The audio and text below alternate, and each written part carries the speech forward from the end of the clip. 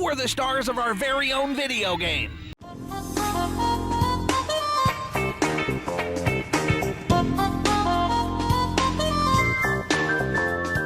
Hey there guys, Nordic Warrior here, welcome back to my video game review series. So, today I'm going to be looking at Scooby-Doo and the Cyber Chase, released in 2001, so 20 years ago now. Man, I feel old. Developed by Artco Limited. So, for those of you who don't know, this game is a movie license game based on the movie of the same name that came out that same year. Now, I'm a huge Scooby-Doo fan, huge fan of the series, and the Cyber Chase is actually my second favourite Scooby-Doo movie. So naturally, with me being such a big fan of the movie and with this game being based on the movie, I had to get my hands on it at some point. The game is essentially a third-person action-adventure platformer. Despite being based on the movie, it actually doesn't follow the movie's plot at all. Now, there are some similarities, but some major differences. In the movie, the entire gang gets trapped inside the game and have to complete each level to defeat the Phantom Virus and get out. In this game, the Phantom Virus has basically infected the game, and while Velma, Daphne and Fred try to uncover the mystery, Shaggy and Scooby have to enter each level individually, work their way through and find a box of Scooby snacks, which will unlock the next area. Some levels you play as Scooby, other levels you play as Shaggy. There's no real difference between Shaggy and Scooby's gameplay, other than the obvious cosmetic differences between the characters. Each level has 3 acts. You travel through each level and avoid obstacles. These obstacles vary between each level. There are many platforming sections as well as enemies blocking your path. You defeat enemies using a ranged attack. Basically, you press and hold down the square button. This allows you to target and throw a pie at your enemy. You can hold up to 10 pies, and once you run out you can obtain more by breaking open boxes that often contain them. You also collect Scooby snacks, and if you collect 100 Scooby snacks you get an extra life. The gameplay is at first glance very simplistic, but the game actually has a surprising amount of variety. Some levels are more generic, having you get from A to B, dodging and defeating enemies. Other levels have more emphasis on platforming and timing your jumps. These can be very challenging and takes a bit of getting used to. The game's incredibly stiff and static controls don't help in this regard. It takes a lot of getting used to, and it's a bit of a learning curve.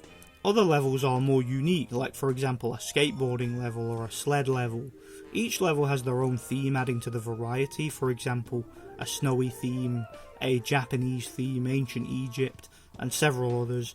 These resemble some of the different levels from the movie and look really cool. In the third act of each level you get a boss battle. The bosses once again are mostly taken from the movie and have their own unique aesthetic. You basically have to avoid being hit, then wait for your opportunity to throw a pie at the boss. 3 hits does the job. These are quite fun and once again add some variety to the game. So how is this game? I had a lot of fun with it. The game certainly isn't perfect and it has a few glaring flaws, but I still found a lot of enjoyment with it. Sure, the graphics are extremely dated, with this being a PS1 game, but that's to be expected.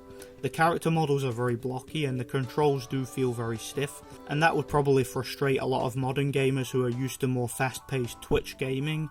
The game is also way too short and could have done with a few more levels, but to be fair, you can replay each level anytime you want to, and you can try to beat your previous score by collecting more Scooby snacks, pies, burgers and extra lives.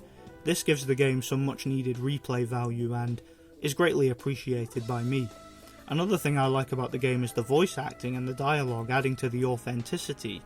You have the whole main cast of the movie reprising their roles, Scott Innes providing the voice of both Shaggy and Scooby, once again just like he did in the movie, and he does a great job with the characters. It's a real shame that he didn't get to voice these characters much after this, because I really think he did a great job and was really underrated as the characters. The rest of the cast does a great job too, and really brings some authenticity to the game. So for me, as limited as this game is, being that it's very dated and with it being a little short on content, it's not a game that I would recommend to everybody, but it's a great nostalgia trip for me personally, and if you're a Scooby-Doo fan, then I can see you more than likely enjoying this game for its cast and its authenticity alone.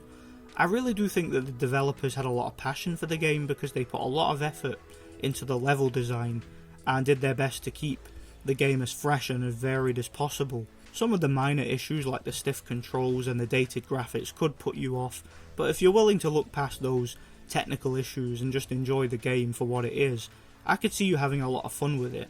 I give this game a good 7 out of 10, taking into consideration that it's a movie license game, and very rarely do they turn out as good as this. Sure, it's not a great game, and I can definitely think of better PS1 titles from around about this time that I'd rather play, but it's a game that I had a lot of fun with nonetheless. Thanks for watching, guys. Let me know what you guys thought of the game if you want to. Stay tuned for more retrospective video game reviews. I've got a lot of reviews coming to the channel and I can't wait to get working on my next one. Thanks for watching and God bless.